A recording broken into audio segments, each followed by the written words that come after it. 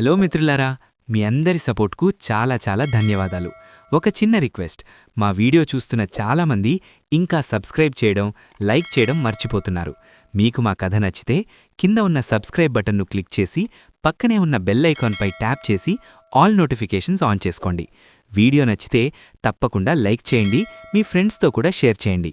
అలాగే comment box దగ్గర swipe చేస్తే కనిపించే హైప్ పాయింట్స్ కూడా ఇవ్వడం మర్చిపోవద్దు. మీ హైప్ పాయింట్స్ వల్ల మా వీడియో ఇంకెంతో మందికి చేరుతుంది. ధన్యవాదాలు. ఇప్పుడు మన కథను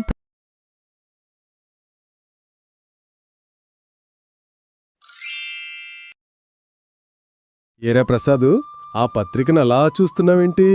అందులో ఏమైనా నీ పేరు పడిందేంటి? పొరపాటును కూడా పడదులే గాని ఎవరిదా పెళ్ళి? ఇంకెవరిదిరా, మన పక్కింటి పెట్టలనానిగాడిది. వాడు నిన్న మొన్నటి వరకు నిక్కర్లేసుకుని తిరిగేవాడు. ఈరోజు వాడి పెళ్లి పత్రిక నా చేతికిచ్చి, ప్రసాద్ బాబాయ్ తప్పకుండా రావాలన్నాడ్రా. నన్ను బాబాయ్ అంటాడా వాడు? పిల్లవకేం చేస్తాడ్రా? నీ తల మీదున్న తెల్ల వెంట్రుకలు చూస్తే వాడు నిన్ను తాతయ్య అని పిలవాలి. బాబాయ్ అని పిలిచి గౌరవించాడు. అది చాలదా? అసలు నీకెన్ని పెళ్ళిళ్ళైపోయి ఉండాలి ఈ పాటికి? ఒరై సూరి, నా బాధలో నువ్వు కామెడీ చేయకో. నా వయసుకి, నా అందానికి ఈ పాటికి 2 పిల్లలు స్కూలుకి వెళ్తూ ఉండాలి. కాని ఇంకా నేను బ్రహ్మచారిగా ఈ రచ్చబండ మీద కూర్చుని పత్రికలు చదువుతున్నాను. అసలు దోషం ఎక్కడుందంటావు? జాతకంలోనా, లేక ఈ ఊరి వాళ్ల చూపులోనా? దోషం నీ జాతకంలో లేదురా, నీ సెలక్షన్లో ఉంది. అప్పట్లో ఐశ్వర్యరాయ్లా ఉండాలి అన్నావు, ఆ తర్వాత అనుష్కలా ఉండాలి అన్నావు. ఇప్పుడు చూస్తే ఎవరైనా పర్లేదు, ఆడపిల్లయితే చాలు అనే స్టేజ్కొచ్చావు. అయినా నీకింకా పెళ్లి కాకపోవడం వల్ల ఊర్లో వాళ్ళకొక లాభం ఉంది తెలుసా? పెళ్లి కాని వాళ్ళు ఊర్లో ఉంటే వర్షాలు బాగా పడతాయంట. అందుకే నిన్నెవ్వరూ పట్టించుకోవట్లేదు. నువ్విలాగే ఉంటే ఈ ఊరు సుభిక్షంగా ఉంటుంది. ఆకురా నీ వెటకారం. ఈరోజే వెంకటప్ప తాత దగ్గరికి వెళ్తున్నాను. ఆయన దగ్గర కొత్త సంబంధాలు ఏమైనా వచ్చాయేమో కనుక్కోవాలి. ఈ నెలలో ముహూర్తం పెట్టించాల్సిందే. ఏంటి ప్రసాదు, మళ్ళీ మొదలెట్టావా? నీ పెళ్లి పీటల మీద పడటం కంటే ఆకాశంలో చందమామ నేల మీద పడటం సులభం అని మొన్నమే జ్యోతిష్యుడు చెప్పాడుగా. వదినమ్మో, నువ్వు మొదలెట్టావా? అసలు నా మీద ఎందుకంత పగ మీకు? నేను పెళ్లి చేసుకుంటే మీరు చూడలేరా? మేం చూడగలంరా, కాని ఆ వచ్చే పిల్ల నిన్ను చూడాలి కదా. మొన్నొక అమ్మాయి ఫోటో చూపిస్తే ఈయన మా నాన్నకి ఫ్రెండా అని అడిగింది. అప్పట్నుంచి నాకు నీ సంబంధాలు చూడాలంటేనే భయమేస్తోంది. చూసావా ప్రసాదు, వదిన కూడా క్లారిటీ ఇచ్చేసింది. అయినా ప్రసాదు, నీకొక టెక్నిక్ చెప్తాను. నువ్వీసారి సంబంధం చూడ్డానికి వెళ్ళినప్పుడు నీ వయసు చెప్పకు, నీ అనుభవం చెప్పు. నాకు 35 ఏళ్ల పెళ్లి కాని అనుభవం ఉంది అని చెప్పు. అప్పుడు ఇంప్రెస్ అవుతారు. 35 ఏళ్ళా? ఒరేయ్, నాకింకా 30 ఏళ్ళు కూడా నిండలేదురా. అవును, నిండలేదు, పొంగి పొర్లిపోతున్నాయి. సరే పద, వెంకటప్ప తాత ఇంటికి వెళదాం. ఆయన దగ్గరేమైనా ముదురు బెండకాయ సంబంధాలున్నాయేమో చూద్దాం. ప్రసాదు, నువ్వు సొరకాయ గురించి ఆలోచించడం మానేసి ముందా తలకి రంగు వేసుకోవడం నేర్చుకో. లేదంటే వచ్చిన సంబంధం కూడా తాటగారు నమస్కారం అని వెళ్ళిపోతుంది. పదరా సూరి, వీళ్ళ మాటలు వింటే నాకు పెళ్లి కాదు గదా, కనీసం నిశ్చితార్థం కూడా అయ్యేలా లేదు. వెంకటప్ప తాతే నా ఆఖరి ఆశ. ఎవరది? ఆ నడక చూస్తుంటే మళ్ళీ ఆ పెళ్లికాని ప్రసాదే అనుకుంటా. ఏరా ప్రసాదు, మళ్ళీ వచ్చావా? నీ జాతకం చూసి చూసి నా కళ్ళజోడు అద్దాలు అరిగిపోయాయి. కాని నీ పెళ్లి ముహూర్తం మాత్రం రావట్లేదు. తాత, అలా అనుకు. ఈసారి నా నక్షత్రం మారిందని మన ఊరి పూజారి గారు చెప్పారు. అందుకే నీ దగ్గరికొచ్చాను. ఏమైనా కొత్త ఫోటోలొచ్చాయా? కొత్త ఫోటోల సంగతి పక్కన పెట్టి తాత, ముందీ ప్రసాద్ ఫోటోని ఎడిట్ చేయాలి. వీడి ముఖం మీదున్న ముడతలు చూసి వచ్చే సంబంధాలు కూడా వెనక్కి వెళ్ళిపోతున్నాయి. ఏవైనా సెకండ్ హ్యాండ్ సంబంధాలున్నా పర్లేదు, మా వాడికి ఒక ఇంటివాణ్ణి చెయ్యి. రై సూరి, సెకండ్ హ్యాండ్ ఏంట్రా? నేనింకా కన్నెపిల్లోణ్ణి. నాకంటూ కొన్ని కోరికలుంటాయి గదా. తాత, నాకు అమ్మాయి కొంచెం చదువుకునుండాలి, అందంగా ఉండాలి, పద్ధతిగా ఉండాలి. ఒరేయ్ ప్రసాదు, నీకా లిస్ట్ ఇంకా తగ్గలేదా? నీ వయసుకిప్పుడు చదువుకున్న అమ్మాయి కాదు గదా, కనీసం చదువు మానేసిన అమ్మాయి వచ్చినా గొప్పే. ఇదిగో ఈ సంబంధం చూడు. అమ్మాయి పేరు కనకదుర్గ, పక్క ఊరే. ఫోటో ఉందా తాత? ఎలా ఉంటుంది? కనకదుర్గ అంటే పేర్లోనే పవరుంది. ఫోటో లేదుగాని అమ్మాయి చాలా గట్టిది. పొలంలో పనులన్నీ తనే చూసుకుంటుంది. ఒక్క చేత్తో నాగలి పడుతుంది, రెండో చేత్తో గడ్డి మోపు మోస్తుంది. అబ్బో, అంటే పెళ్లి తర్వాత ప్రసాద్ను కూడా ఒక్క చేత్తో ఎత్తి అవతల పారేస్తుందన్నమాట. ప్రసాదు, నీకిలాంటి బలమైన సంబంధమే కావాలరా. రేపొద్దున నువ్వు ఇంట్లో గిన్నెలు కడక్కపోతే నేను కుస్తీ పోటీలకి తీసుకెళ్తుంది. తాత, వీడు చెప్పేది వినకు. అమ్మాయి గట్టిదైతే పర్లేదు కాని నా మాట వింటుందా? అసలు వయసెంత? వయసంటావా? నీకంటే ఒక 2 ఏళ్లు చిన్నడే ఉంటుంది. కాకపోతే ఒక చిన్న సమస్య ఉంది. ఆ అమ్మాయికి ఇదివరకే 3 సంబంధాలు నిశ్చితార్థం దాకా వచ్చి ఆగిపోయాయి. అబ్బే, అది సమస్య కాడు తాత, అది ఎక్స్పీరియన్స్. 3 సార్లు ఆగిపోయిందంటే 4గోసారి మన ప్రసాద్ని చూసి ఇక తప్పదులే అని ఫిక్స్ అయిపోతుంది. ప్రసాదు, ఇది నీకు గోల్డెన్ ఛాన్స్ రా. 3 సార్లు ఆగిపోయిందా? ఎందుకు తాత? అమ్మాయికేమైనా కోపం ఎక్కువ లేక ఇంకేమైనా ఉందా? అదేం లేదురా. ఆ అమ్మాయి చూడ్డానికి కొంచెం మొరటుగా ఉంటుంది.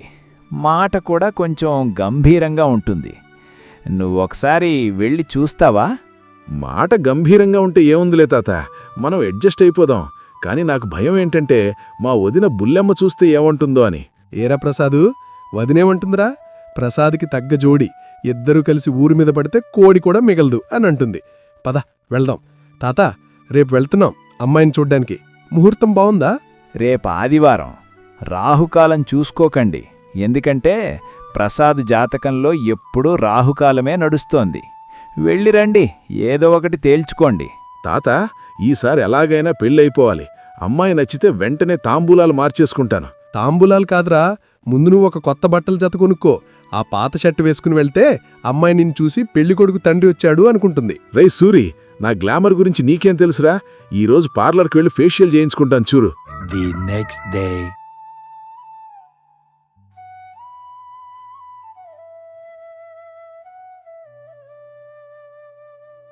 ఒరే ప్రసాదు, ఆ షర్టేంట్రా బాబు, లైట్ పడితే కళ్ళు పోతున్నాయి. పైగా తలకి రంగు ఎక్కువైపోయి చెవుల దగ్గర కారిపోతుంది. త్వరగా తుడుచుకో. నువ్వు పెళ్లికొడుకులా లేవురా, ఏదో నాటకంలో వేషం వేయడానికి వచ్చిన వాళ్ళ ఉన్నావు. ఆపురా నీ వెటకారం. ఈ షర్టు పట్టు షర్ట్రా, 1000 రూపాయలు పెట్టుకొన్నాను. అమ్మాయి నన్ను చూడగానే షాక్ అయిపోవాలి. అసలే తాత చెప్పాడు కదా, అమ్మాయి కొంచెం మొరటు అని. నా సాఫ్ట్నెస్ చూసి ఫిదా అయిపోవాలి. సాఫ్ట్నెస్ కాదురా, నీ ఓవర్ యాక్షన్ చూసి అమ్మాయి నిన్ను ఇంటి బయటికి తోసేయకుండా ఉంటే చాలు. అరే అటు చూడు, ఎవరో వస్తున్నారు. బహుశా అమ్మాయి వాళ్ళ నాన్ననుకుంటా.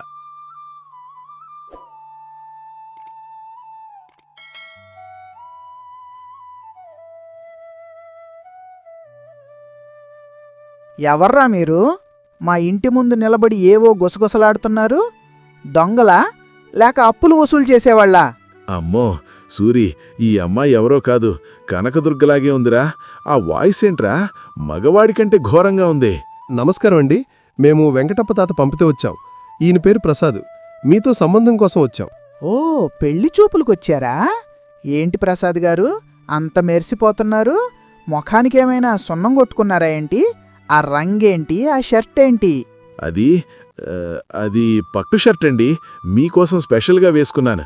మీ గురించి తాత చాలా చెప్పారు. మీరు చాలా శక్తివంతులు అంట కదా. శక్తి సంగతి తర్వాత, ముందు మర్యాద ముఖ్యం. లోపలికి రండి. An hour later. చూడండి ప్రసాద్ గారు, నాకు 3 పెళ్లి సంబంధాలు ఎందుకు చెడిపోయాయో తెలుసా? నాకు అబద్ధాలంటే పడదు. మీ వయసెంత? నిజం చెప్పండి. నా వయసా? అది అప్పట్లో స్కూల్లో జాయిన్ చేసినప్పుడు కొంచెం అటూ ఇటూగా రాశారు గాని ఒక 28 ఉండొచ్చండి. 28? నా తమ్ముడికే 30 ఏళ్లున్నాయి. మీ తల మీదున్న రంగు చూస్తుంటేనే అర్థమవుతోంది మీరు 35 దాటేసిన ముదురు బెండకాయని. నాతో అబద్ధాలు చెప్తే నా చేతిలో ఉన్న ఈ గరిట మీ తల మీద నాట్యం చేస్తుంది. జాగ్రత్త. చూసావా ప్రసాదు, అమ్మాయి చాలా షార్ప్రా. కనకదుర్గ గారు, మావాడు కొంచెం అమాయకుడు. వయసులో ఏముంది చెప్పండి, మనసు ముఖ్యం గదా. మనసు ముఖ్యం కాదు, పని ముఖ్యం. ప్రసాద్ గారు, మీకు వంట చేయడం వచ్చా? పొలం పనులు వచ్చా? లేక ఇంట్లో కూర్చుని పేపర్లు చదువుతారా? వంట అది నాకు టీ పెట్టడం వచ్చండి. అప్పుడప్పుడు వదనకి కూరగాయలు కోసి పెడతాను. టీ పెట్టడమా? నాకలాంటి మొగాళ్ళు వద్దు. నా మొగుడయ్యేవాడు నేను పొలం పనులకెళ్తే ఇంటి పనులన్నీ చక్కబెట్టాలి, గేదెలు గడగాలి, పాలు పెతకాలి. మీరు చేయగలరా? గేదెలు గడగాల? నేను ప్రసాదినండి, పశువులు కాపరిని కాదు. మరి పెళ్ళెందుకు చేసుకుంటున్నారండి? నా దగ్గర సర్వెంట్లా ఉండటానికి ఒప్పుకుంటేనే ఈ పెళ్లి జరుగుతుంది. లేదంటే ఇప్పుడే బయలుదేరండి. రే ప్రసాదు, మంచి ఆఫర్ రా. అమ్మాయి సంపాదిస్తుంది, నువ్వు హాయిగా ఇంట్లో గిన్నెలు కడుక్కోవచ్చు. లైఫ్ సెటిల్ అయిపోతుంది. అరే సూరి, ఈ అమ్మాయి నన్ను పెళ్లి చేసుకుంటుందా లేక జైలుకి పంపిస్తుందా? నాకీ సంబంధం వద్దే వద్దురా బాబు. త్వరగా వెళ్ళిపోదాం పద. ఏంటి ఏం ఆలోచిస్తున్నారు? సరే, ఒక చిన్న టెస్ట్ పెడతాను. అది గెలిస్తేనే సంబంధం గురించి ఆలోచిస్తాను. 1 hour later. అదిగో అక్కడున్న వాటర్ ట్యాంక్ కనిపిస్తోందా? దాన్నెత్తి ఆ పక్కన పెట్టండి చూద్దాం. ట్యాంక్ ఎత్తాలా? అది ఖాళీదా అండి? కాదు, నీళ్లతో నిండి ఉండి. ఏరా ప్రసాదు, అలా చూస్తున్నావేంటి? ఆ ట్యాంక్ నీ వైపు చూసి నవ్వుతోంది. నీలో ఉన్న మగతనాన్ని, ఆ పట్టు షర్టు పవర్ని చూపించు. ఎత్తెయ్, గాల్లోకెత్తెయ్. వరే సూరి, ఆ ట్యాంకు చూస్తుంటే అది నాకంటే బరువుగా ఉందిరా. అందులో నీళ్లు కూడా ఉన్నాయంట. దీన్ని ఎత్తడమంటే నా ప్రాణాలెత్తేయడమే. ఏదైనా ఐడియా ఉంటే చెప్పరా ప్లీజ్. ఐడియా ఏముందిరా? నువ్వు ఎత్తుతావని నేను ఆల్రెడీ అమ్మాయికి మాటిచ్చేశాను. ఒకవేళ నువ్వు ఎత్తకపోతే ఆ పక్కనున్న ఎద్దుల బండికి నిన్ను కట్టేసి ఊరంతా తిప్పుతారంట. జాగ్రత్త. ఏంటి ప్రసాద్ గారు అక్కడ మంతనాలు చేస్తున్నారు? ఎత్తగలరా లేదా? లేదంటే నేనే వచ్చి మిమ్మల్ని కూడా ఆ ట్యాంకుతో పాటు ఎత్తమంటారా? లేదండి, లేదండి, ఎత్తుతున్నాను. ఇదిగో చూడండి, నా కండరాలు ఎలా ఉబ్బుతున్నాయో అని చెప్పి వంగి ఆ ట్యాంకుని పట్టుకుంటాడు. ముఖం మొత్తం ఎర్రగా మారిపోతుంది. గట్టిగా శబ్దం చేస్తూ లాగుతాడు. కాని ట్యాంకు కదలదు. ఒరే ప్రసాదు, నీ షర్టు వెనకాల చినిగిపోయినట్టుందిరా. ఆ సౌండ్ ఎక్కడిది? ట్యాంక్ కదలలేదు గాని నీ పరువు కదిలిపోతోంది. అబ్బబ్బబ్బా, నా నడుం విరిగిపోయిందిరా సూరి. ఈ ట్యాంక్ ఏంటి భూమికి అతుక్కుపోయినట్టుంది. కనకదుర్గ గారు, ఇది అన్యాయం అండి. పెళ్లి చూపుల్లో ఎవరైనా కాఫీ ఇస్తారు, పలహారాలిస్తారు. మీరేంటి వెయిట్ లిఫ్టింగ్ పోటీలు పెడుతున్నారు?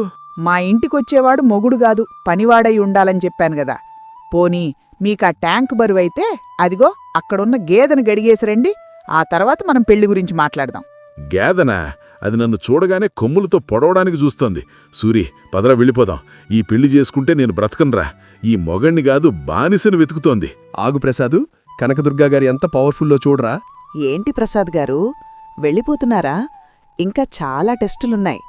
ట్రాక్టర్ టైర్ మార్చాలి, బావిలోంచి నీళ్లు తోడాలి. రండి. అమ్మో, మాకు అర్జెంటుగా పనుందండి. మా ఊళ్ళో సర్పంచ్ గారు పిలుస్తున్నారు. సూరి, పదా, ఊరుకు ఊరుకు. The next day. ఏరా ప్రసాదు, ఎలా ఉంది పవర్ఫుల్ సంబంధం? ఇప్పటికైనా అర్థమైందా పెళ్లి కంటే ప్రాణం ముఖ్యమని? ఒరే సూరి, నా జీవితంలో ఇలాంటి పెళ్లి చూపులు చూడలేదురా. ఆ పట్టు షర్టు చినిగిపోయింది, తలకేసిన రంగు కారిపోయింది. కాని ఒక్కటి మాత్రం నిజం, పెళ్లి కాకపోయినా పర్లేదు గాని ఇలాంటి బాహుబలి భార్య మాత్రం దొరక్కూడదురా బాబు. మరి రేపు వెంకటప్ప తాత దగ్గరికి వెడదామా? ఇంకో సంబంధం ఉందంట. అమ్మాయి పేరు చండీ ప్రియ అని. చండీ ప్రియనా? వద్దురా బాబు, ఆ పేర్లోనే చండీ అనుంది. నాకా పేర్లే వద్దు. ఈసారి సంబంధం చూస్తే అమ్మాయి పేరు శాంతమ్మ అని ఉండాలి, లేకపోతే నేను రాను. శాంతమ్మ అని పేరున్న వాళ్ళందరూ శాంతంగా ఉంటారని గ్యారంటీ ఏంట్రా? అయినా ప్రసాదు, నీ పెళ్లి కోసం నేను గూగుల్లో ఒక అడ్వర్టైజ్మెంట్ ఇస్తాను చూడు. పెళ్లి కాని ప్రసాదు బరువులెత్తలేడు, కాని బతిమాలితే గిన్నెలు కడుగుతాడు అని. రై సూరి, నిన్ను నమ్మి పెళ్లి చూపులకి రావడం నా తప్పురా. ఇప్పటినుంచి నా పెళ్లి నేనే చూసుకుంటాను. అవసరమైతే హిమాలయాలకెళ్ళి తపస్సు చేసుకుంటాను. కాని ఇలాంటి ఇంటర్వ్యూలు మాత్రం ఇవ్వను. ఏంటి ప్రసాదు, మళ్ళీ వచ్చేశావు? అమ్మాయి నచ్చలేదా? లేక నువ్వమ్మాయికి నచ్చలేదా? వదినమ్మో, అమ్మాయి నచ్చడం కాదు, అసలు నా ప్రాణాలు దక్కాయా అని సంతోషంగా ఉంది. ఇప్పటినుంచి పెళ్లి అనే మాట నా దగ్గర ఎత్తకండి. నేను సింగిల్గానే కింగ్లా ఉంటాను. అవును వదినా, మన ప్రసాద్ ఇప్పుడు క్వాలిఫైడ్ బ్యాచిలర్. పెళ్లి కాని ప్రసాద్ కాస్త పెళ్లి వద్దన్న ప్రసాద్.